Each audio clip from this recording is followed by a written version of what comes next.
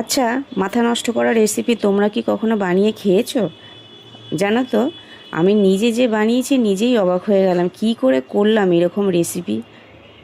জানো তো, কিছুটা সলিড মাংসের পিসগুলিকে আমি এইভাবে শিলের মধ্যে ভালো করে ধুয়ে থেতো করে নেব। তারপরে 3টে বড় সাইজের পেঁয়াজকে কেটে নেব, সাথে বেশি করে রসুন কোয়া নেব, বেশি করে আদা, কাঁচা লঙ্কা ও শুকনো লঙ্কা পরিমাণ মতো নিয়ে নেব।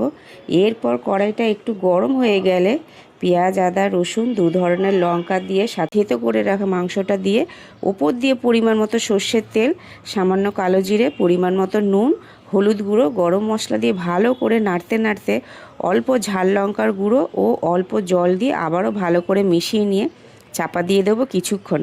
আমি এখানে জানো তো 2 ধরনের লঙ্কা দিয়েছি বলে ঝাল লঙ্কার গুঁড়োটা কম দিয়েছি। এরপরে কিছুক্ষণ পরে এসে ঢাকনাটা খুলে দেখবো রান্নাটা প্রায় হয়ে গেছে। এরপর একটা প্লেটের মধ্যে তুলে নিয়ে ঠান্ডা করে নিয়ে তারপরে পুরোটা পেস্ট করে নেব এইভাবে।